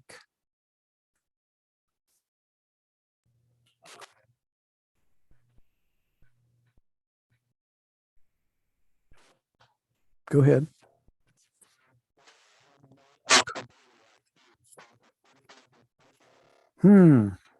It's 49x squared plus 30 or 70x plus 25 minus 16y squared. Plus 25 minus 16y squared. That was a nice clear mic. I could hear you nicely. Okay, so it looks like we're here. Is that the best we can do then? Are we gonna say that's our answer? And you also arrange it with the negative 16y squared, put it in front of 25. We could Or say, does it not matter? wouldn't matter to me. We could say 49x squared minus 16y squared plus 70x plus 25. We could do that. I would tend to leave it in this format, but this format is certainly not wrong. Okay. So descending order in arrangement doesn't have to, if they're different, like if it's X and Y, those differences don't need to be together. Correct. If we had X, we have X to the 2 and X to the 1. We have these in descending order. Then we have a constant here, and then we have a Y term. So I would tend to leave it this way, but either way would be correct. Okay. But by convention, I think we would list it as shown above here. Okay. On the other side, let's see, what page are we looking at here? This is about page maybe 4. So over here, let's try, let's say I have 3x plus y plus 1, that trinomial. I want to square that. Okay. Anybody have any suggestions on how we might want to work that problem? Is that any different than anything we've seen? I would probably do the same FOIL as we do with a binomial, but just do more. All right, so go ahead and tell me what I want to do here. What's my next step? So I would write it down as two parentheses, like copy the same thing twice. Okay, so 3x plus y plus 1. 3x plus y plus 1, like that. Yes. And then just distribute. And then I would first multiply all this by 3x, then all this by y, then all this by 1. All and right. then combine the like terms.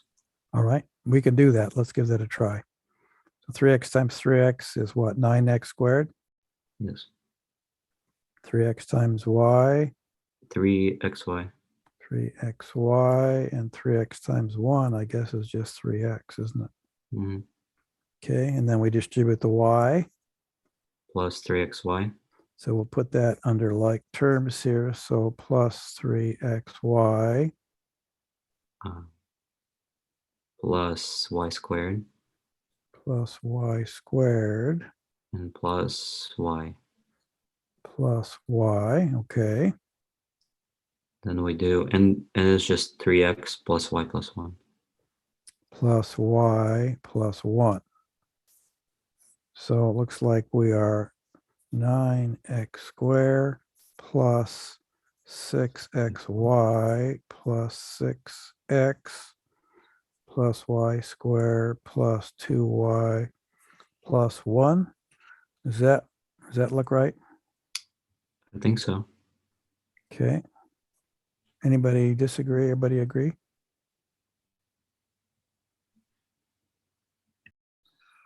Can you show the other way that you did the other problem where Yes. The other problem, what I would have done is grouped the 3xy. So I would say 3xy and then plus 1. And if I square that, 3, I didn't write that down right, did I? 3x plus y, 3x plus y, 3x plus y, that's the first term, plus 1.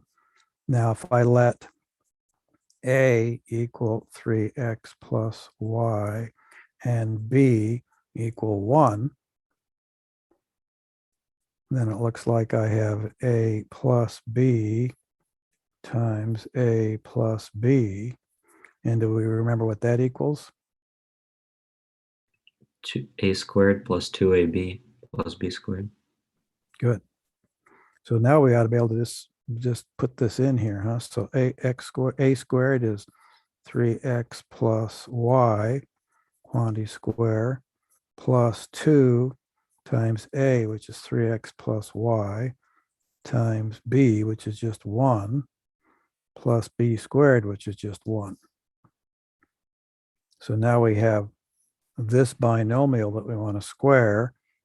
Do we have to rewrite it, or do we think we could just do this by looking at it and giving a value here? 3x squared is going to be 9x squared 9x plus y squared. So what we're looking at is 3x plus y quantity squared. So first times first to give us 9x squared. Outer is going to give us what? Y squared. 3xy. 3xy, right? Let's keep in mind what that would look like. 3x plus y, 3x plus y. First times first we have. Outer is 3xy. Inner is 3xy. And last is y squared, isn't it? That's this value here. So this first term becomes 9x squared plus 6xy plus y squared. That's this thing. Plus 2 times the binomial. So that's fairly straightforward. 2 times 3 is 6x plus 2y. And then add on this constant 1. And then we say, well, can we combine anything? Well, we've already combined that. Don't have any x's or y's. So it looks like that is our final value, isn't it? 9x squared plus 6xy plus y squared plus 6x plus 2y plus 1. Wait, Okay. in the upper one, oh, never mind. They're the same. Sorry. Okay, good. Good. All right, let's try something with a fraction. Let's say I have 1/2 some value d plus 1/2 times some value r, and I want to square that. I have 453. Go ahead and work that, and then when you're ready, go ahead and turn on your mic. Actually, it just turned to 454. Go ahead and work that, and then turn on your mic when you want to step me through it.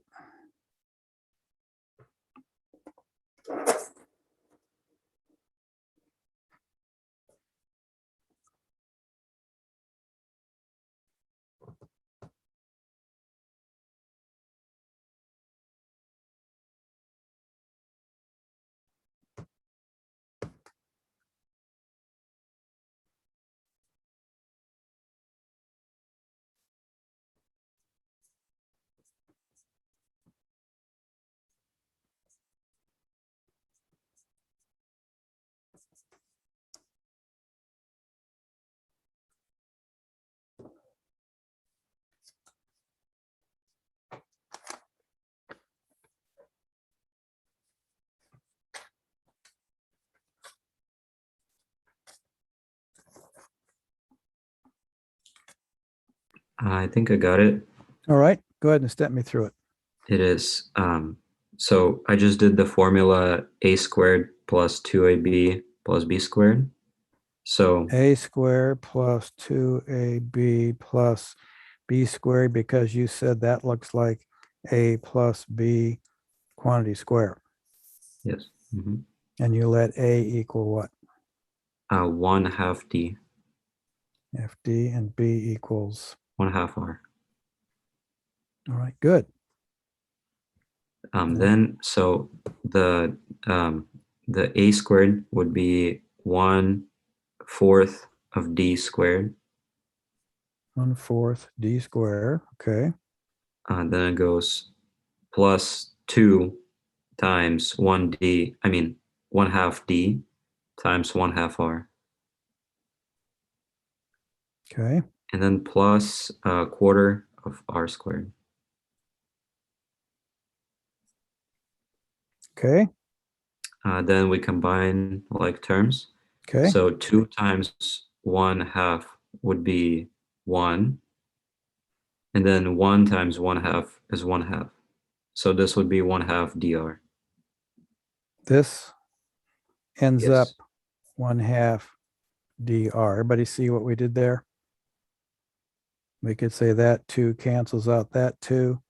D times r over 2, which is what we have here. Okay, what else do we have? And the same that's above. 1/4 d squared plus 1/2 dr plus 1/4 r squared. Everybody agree? Could you please explain how you got like 1/2 dr from the 1/2 d 1/2 r? Yes, let's make that a separate problem. So let's say that we have 1/2 d 1/2 r, and we're multiplying this by 2, aren't we? We have 2 of those. That's what we showed here. 2 of these things. So that's this. All right. So if we have 2 times 1/2, we distribute this 2, we get 2 over 2 times d times r over 2, this r over 2. That makes sense? This 2 goes here. Wait, can you please explain it one more time? So if we multiply this 2 times this 1/2, we get 2 over 2, which is this value here. And then we have D times R, 1/2 R is R over 2. Mm-hmm. 2 over 2 is just 1, isn't it? Mm-hmm. So we get dr over 2. And that's just 1/2 dr, isn't it? Mm-hmm. Thank Okay. you. Sure. Other questions? Okay. Let's see. Let's take another one here. Let's see. Well, before I go through some, I'm going to repeat some of what I've covered. So would you like me to cover adding, subtracting polynomials, or multiplying polynomial times a trinomial, or a trinomial times a trinomial? What kind of thing would you think you need more help on? Did you do a problem similar to like what you did last one with like the letters and stuff? With like D and R, could you do a similar one to that? This one here? Yeah, could you do another one? So go ahead and give me, what would you like to combine? Say, do you want to make this some different fraction? Maybe 2/3? Yeah, sure. All I'm right. still confused in that last problem. It kind of tripped me up. Oh, well, maybe we should take our time and go through that again then. So let's just say we have, let's just redo it and maybe go a little slower. So if I say 1/2 D plus 1/2 R, and I'm going to square that. That's what we wanted to do. Okay, so that really says we're going to multiply it by itself, 1/2 D plus 1/2 R. And now I can get rid of this square because this is the square. So now we can FOIL it. So if I take first times first, what do I get? So 1/4 D squared. I think I'm correct. Right, 1/2 times 1/2 is 1/4, and D times D is D squared. Okay. Okay, now we did the F. Now O for outer. So outer says we do 1/2 D times 1/2 R. What does that give us? 1/2 times 1/2 is? That's 1/4. So plus 1/4. 1/4 dr. Is that what it is? dr. That's Okay. out. That's outer. And then we do inner. 1/2 R times 1/2 D. What does that give us? 1/4 RD dr. 1/4. Same thing. Wait, would that be the same thing? Well, RD and dr. that's a good point. So let's stop. So does A times B equal B times A? That's a question. Is this a true statement? Yes. And how do we know that?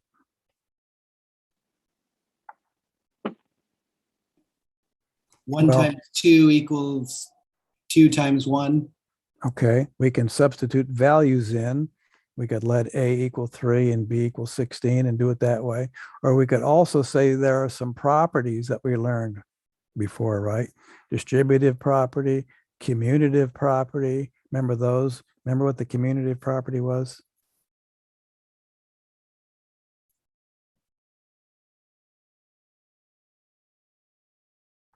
The commutative property says that we can be either way, doesn't it? And it goes through and gives you an explanation of that.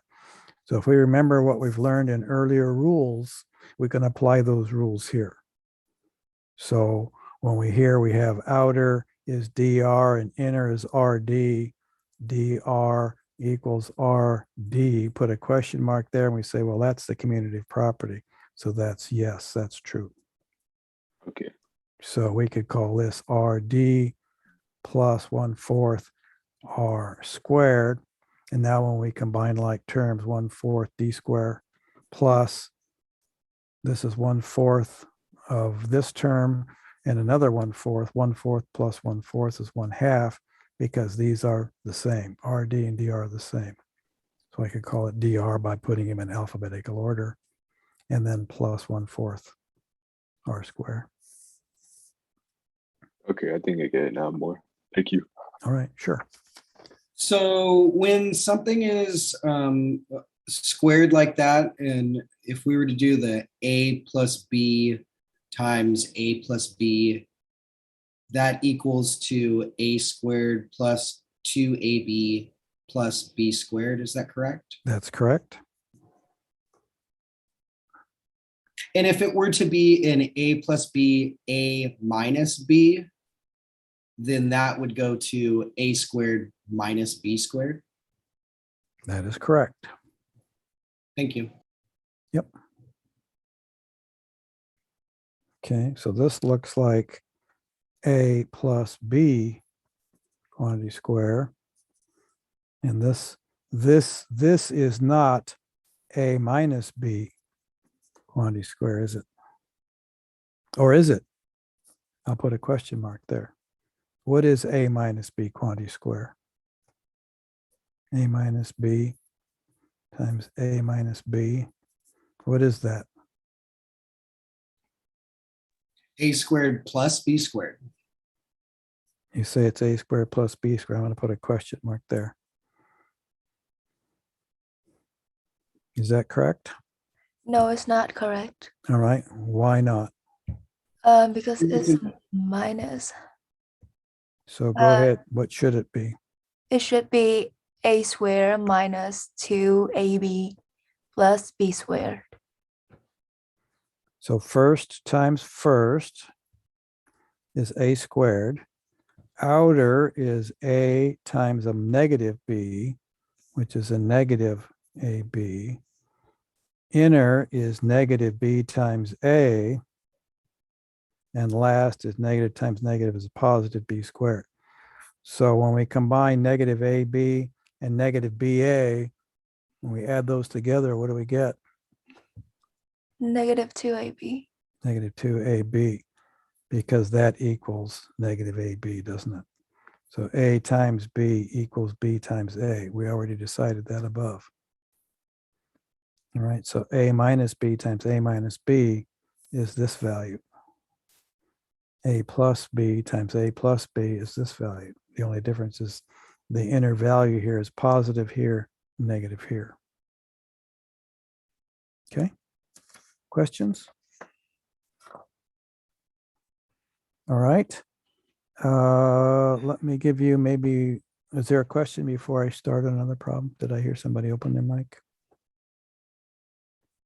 All right, let me give you 5:06. We only have 4 minutes. I think we can do this problem easily in 4 minutes. If I give you 2x plus y plus 3 and ask you to square that, can you solve that for me?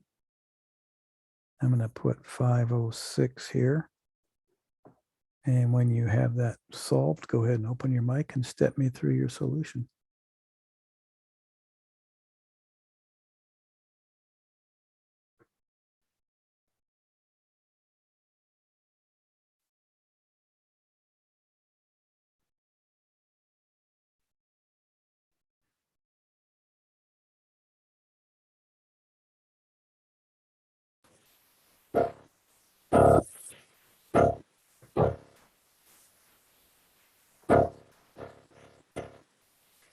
Buckner, I'm not getting a good mic on you. I'm getting a sound that's indistinguishable.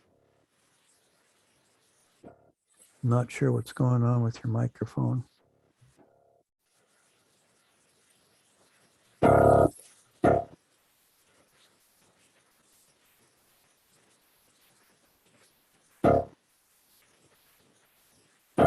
I'm not getting a voice. I'm just getting a noise.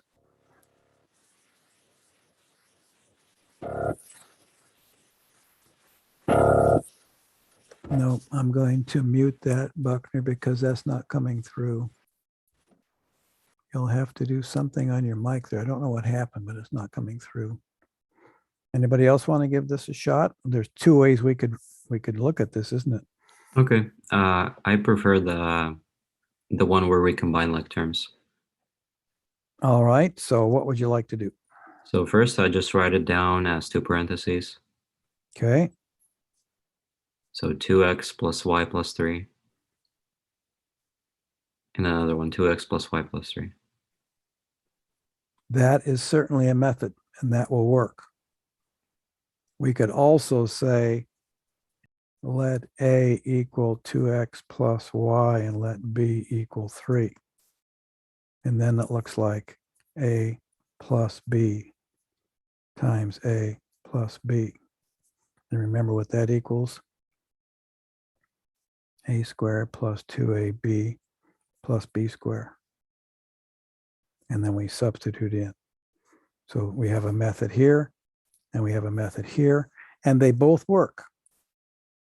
And you just have to use whichever one you think is best for you. Okay, so in the second method here, we're simply going to distribute the 2x and then keep track of what the terms are. 2x times 2x, that's what, 4x squared. 2x times y is plus 2xy. 2x times 3 is 6x, and so forth. And we just have to make sure we keep whatever we have. Y times 2 is 2xy. Y times y is y squared. And y times 3 is 3y. And these are positives, aren't they? And then 3 times that is 6x. And it goes here. 3y. 3y goes there. And plus 9 goes there. And then we just have to combine like terms. 4x squared plus 4xy, 12x plus y squared plus 6y plus 9. It's 510. It is 5:10. Thank you, everybody. Class is dismissed. I will hang around for any questions that you might have. Other than that, when am I going to see you next? Monday. Thank you. Bye. Monday, the 4th, and we're going to cover sections P5, P6, and P7. Okay, have a good weekend, everybody. And again, I will hang around here for anybody that has questions. Good work, everybody. Can you go through